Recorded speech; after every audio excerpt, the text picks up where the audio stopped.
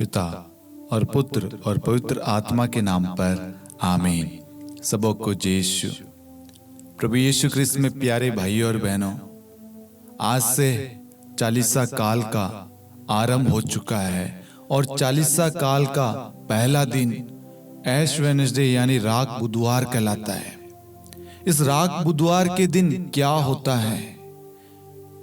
इस दिन चर्च में विशेष मिस्सा बलिदान होता है और पुरोहित हमारे माथे पर राख द्वारा क्रूस का चिन्ह बनाता है।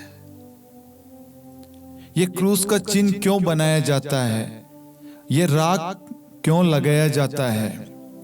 इस राख का मतलब क्या है? और हम चालीसा काल में क्या करते हैं? चालीसा काल में 40 दिन हमारी जर्नी जो होती है, इसमें किस प्रकार हम तैयारी करते हैं? सबसे पहले हमें यह समझने की जरूरत है कि चालीसा काल का जो पहला दिन है ऐश वेडनेसडे यानी राख बुधवार, हमें प्रभु के करीब लाता है। हमें बताता है कि हम मिट्टी है और मिट्टी में मिल जाएंगे। हमें अपने अस्तित्व के बारे में बताता है कि हम मिट्टी से बनाए गए और मिट्टी में ही मिल जाएंगे।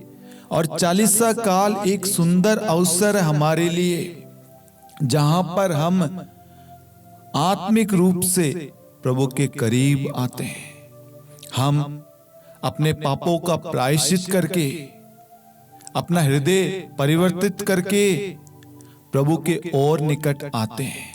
इस 40 दिन हम प्रार्थना, उपवास और दान पुण्य के द्वारा कार्य करते हैं। 40 दिन निरंतर हम प्रार्थना में जीवन व्यतीत करते हैं। प्रभु का पवित्र वचन कहता है, उत्पत्ति ग्रंथ अध्याय 3 वाक्यांश 19, तुम मिट्टी हो और तुम मिट्टी में मिल जाओगे। तुम मिट्टी हो और तुम मिट्टी में मिल जाओगे। जो राख हमारे माथे पर लगाई जाती है, वह राख हमें स्मरण दिलाता है कि हम मिट्टी है और मिट्टी में मिल जाएंगे। और जो राख यूज में ली जाती है, जो राख बनाई जाती है, वो पिछले साल जो पाम संडे के दिन जो पत्तियां थी उससे बनाई जाती है, जो हमें स्मरण दिलाता है कि जीवन क्षणिक है और हमें अपने जीवन को ईश्वर की ओर मोड़ना चाहिए। मेरे प्यारे भाइयों और बहनों, आइए हम उपवास और प्रार्थना के द्वारा एक पश्चातापी मन से प्रभु के करीब आए। ये 40 दिन हमारे लिए आत्मिक और आध्यात्मिक रूप से तैयारी का समय है। हम अपने पापों को त्याग कर, अपने अपवित्र जीवन को, अपने पापों को छोड़कर, अपने हृदय का मन परिवर्तन करके, अपने हृदय को परिवर्तित करके उस जीवन के स्रोत के पास, उस करुणा में, उस दया में ईश्वर के पास जाएं और वचन पर मनन चिंतन करें। वचन कहता है संत मार्कुस अध्याय 1 वाक्यांश 15, पश्चाताप करो और सुसमाचार में विश्वास करो।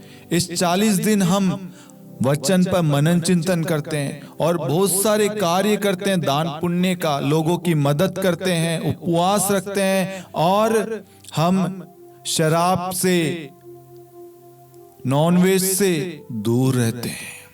हम इन दिनों अपने आप को बहुत सारी चीजों से दूर रखते हैं और ये 40 दिन हमारे लिए एक सुंदर अवसर है तैयारी करने का।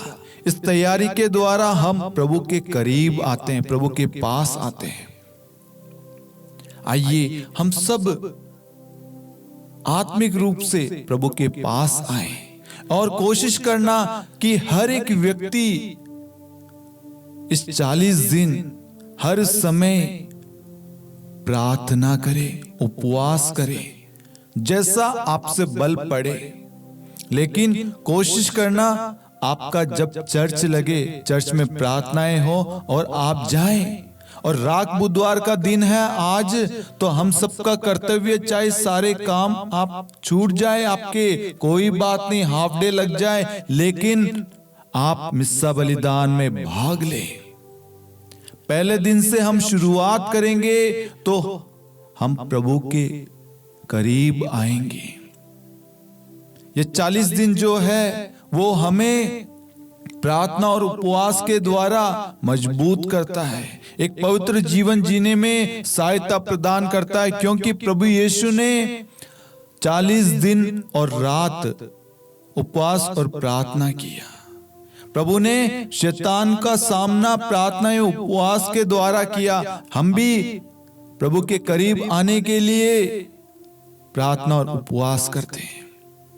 यह हमारे लिए सुंदर अवसर है कि हम कुछ समय प्रभु के साथ बैठे, प्रभु के लिए समय निकालें, प्रभु के वचन पर मनन चिंतन करें और मन फिराव करें। मैं आशा करता हूं कि आपको ये प्रार्थना का वीडियो आपके लिए लाभदायक सिद्ध हुआ होगा, आपको इससे जानकारी मिली होगी।